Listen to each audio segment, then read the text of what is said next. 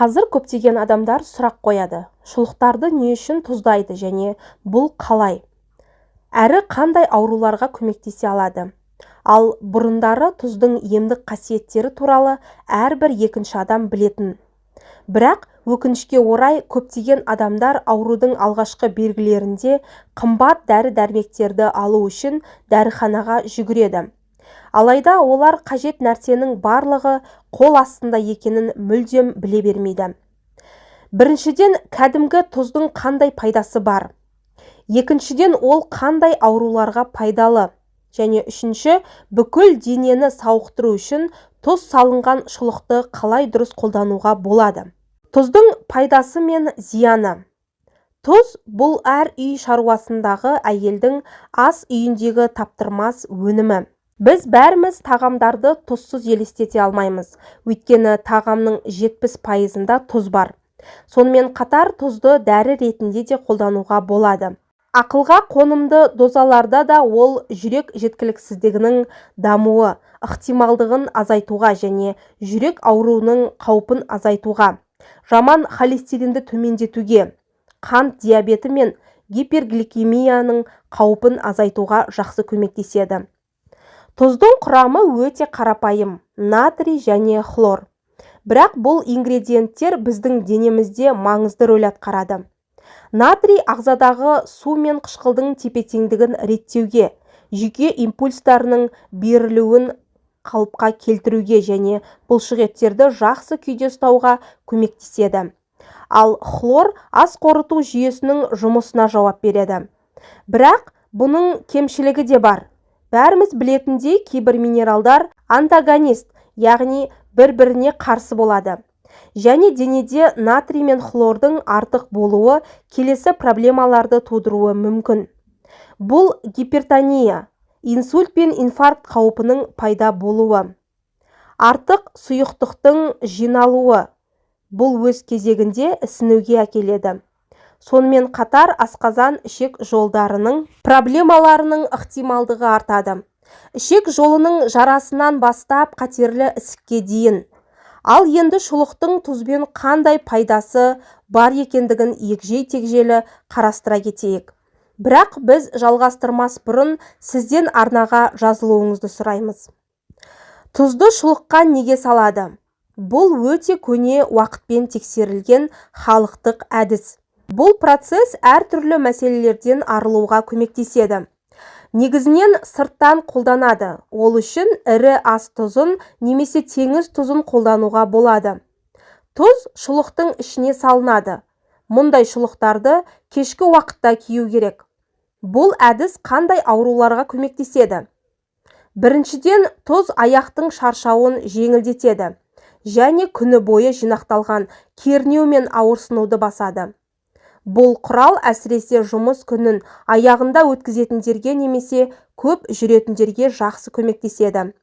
Мұны істеу үшін әр шұлыққа 2-3 ас қасықтан ірі тұз салу керек. Ал шұлықты көбірек пайдалану үшін табиғи материалдардан қолданған жөн.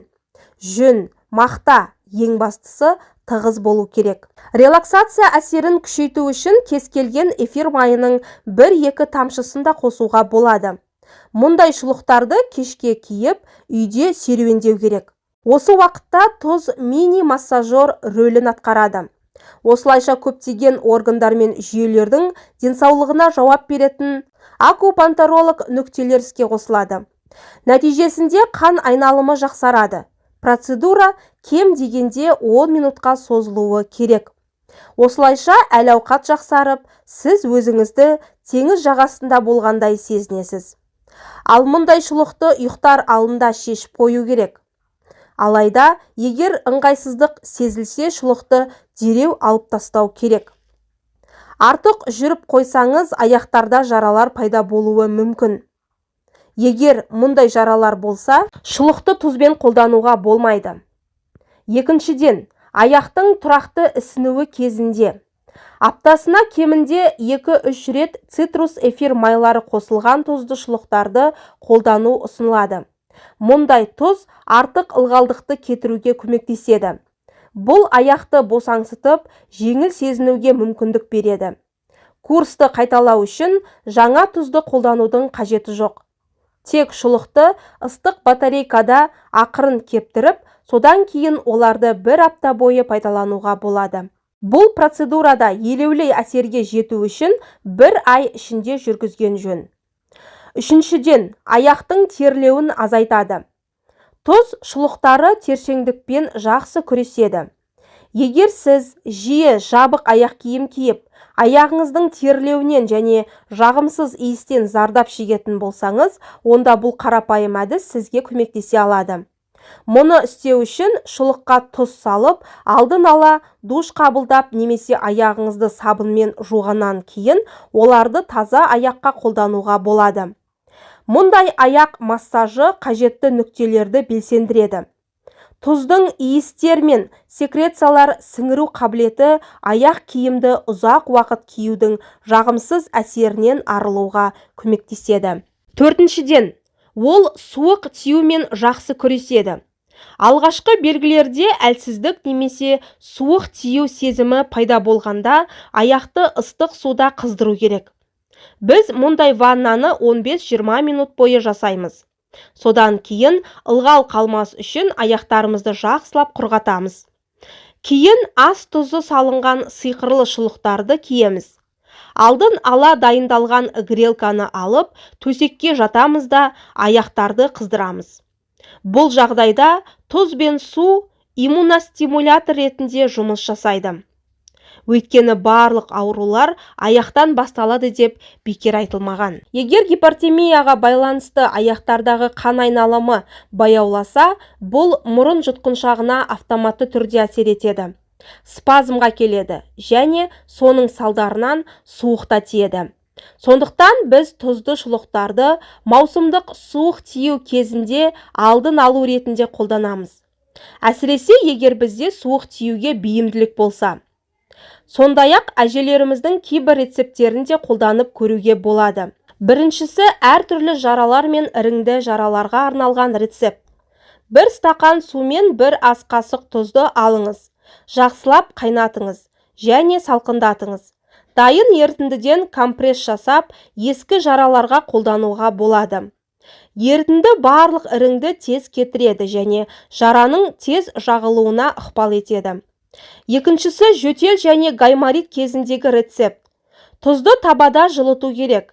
Қыздырылған тұзды шүберекпен немесе жұқа сүлгімен орап, тұз салқындағанша кеудеге немесе маңдайға басыңыз. Ал мұндай әдіс жақсы нәтиже береді. Үшіншісі буын ауруларына арналған компресс рецептісі. Жарты стақан ыстық суға 1 шай қасық тұз бен сода салыңыз. Қосындыны толығымен ерігенше күтіңіз және ерітіндіні толық сіңіру үшін таңғышқа жағып оларды ауыратын буындарыңызға ораңыз. Процедураны күніне 2 рет қайталауға болады. Бұл әдіс қабынуды жақсы жеңілдетеді. Артрит, артроз және көк сартроздың төзгісіз түнгі ауырсынуын болдырмайды. 3 ай бойы тұрақты осы компрессті жасап отырсаңыз, буынның қаттылығы және барлық ауырсыну синдромы толық кетеді. Сондай-ақ ауырсынуды басатын және босаңсытатын ванналарда жасауға болады. Тұз бен соданың 1 пакетін ыстық суда ерітіңіз. Ваннаға қосыңыз. Судың температурасы кем дегенде 37 градус болу керек. Дайын ваннаны 10-15 минуттан қабылдауға болады. Артынша оранып ұйықтаңыз. Егер жоғарыда айтылған компрессті осындай ваннамен біріктіріп жасасаңыз, әсері керемет болады. Сондай-ақ тұз жағымсыз эмоцияларды кетіруге және тыныштандыруға көмектесетін энергетикалық күші бар. Ол үшін сізге тек тұзбен жеңіл душ қабылдау керек. Осының бәрінен басқа шұлықтағы тұз бұл күнделікті шаруашылықта да керемет көмекші. Сонымен тұз автомобильдің әйнектерін мұздың қатуынан жақсы қорғайды. Ол үшін шұлықпен әйнекті сүртіңіз. Бұл қыстың суық түнінде мұз қабығының пайда болуын азайтуға мүмкіндік береді. Сондай-ақ дақтарды кетіру үшін ағаш жиһазды тұзды шұлықпен жақсылап сүртуге болады. Осылайша тұз қосылған шұлықтарды сауықтыруда да және күнделікті өмірде де әмбебап құрал деп те айтуға болады. Құрметті көрермендер, осымен бүгінгі шығарылым аяқталды.